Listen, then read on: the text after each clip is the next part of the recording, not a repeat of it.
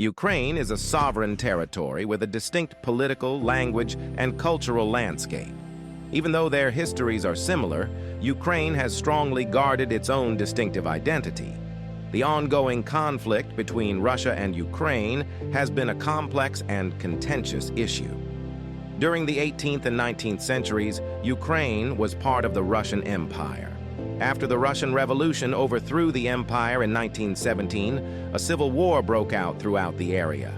Though it's obvious that this is a full-scale invasion, Putin described it as an exceptional military operation. On every front, Russian soldiers and tanks have entered Ukraine. Putin's prime target, Kyiv, the nation's capital, is among the cities under attack.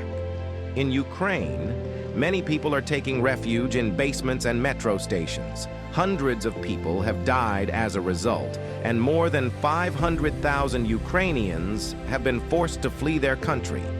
Compared to World War II, this is one of Europe's biggest conflicts. Russia developed modern Ukraine. We are one country, not just close neighbors. Putin has been claiming for a long time that Russia and Ukraine are one people.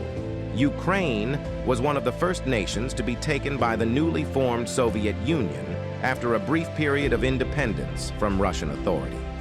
The Soviet Union relentlessly strengthened its power during the subsequent 10 years, and by the end of World War II, the Soviet Union installed communist governments on their side that they could easily control.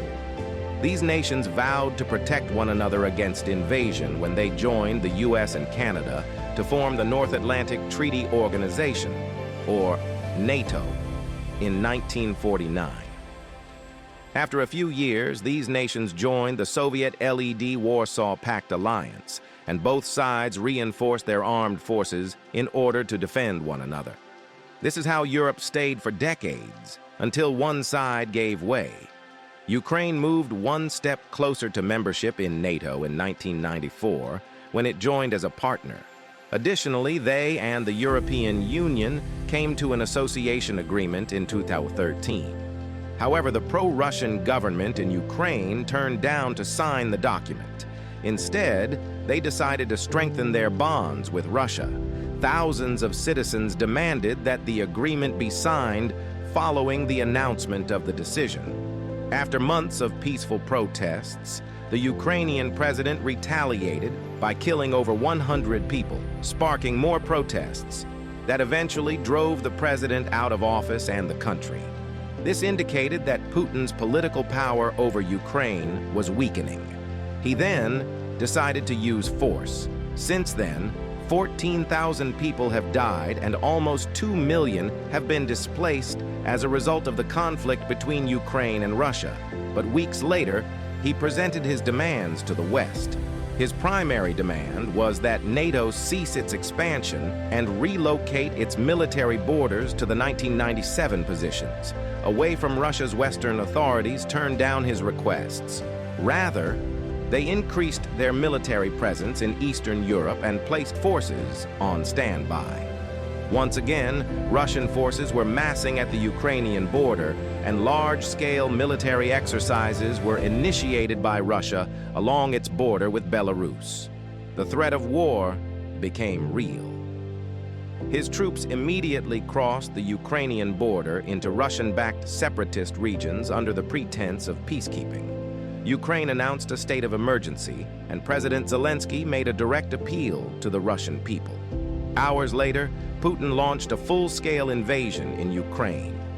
For the first time in its history, NATO's response military force has been activated, and the US has sent more troops to Eastern Europe.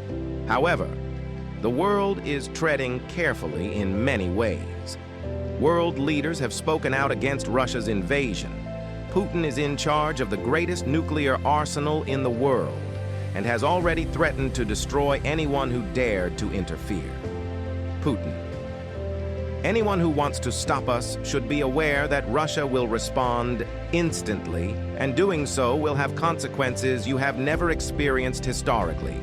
As a result, nations from all over the world are supporting Ukraine militarily and implementing some of the toughest economic sanctions to slow Putin down. Russia's forces are currently advancing farther, but Ukraine is striking back. Russia sees Ukraine's potential alignment with Western powers as a threat to its national security and aims to maintain its sphere of influence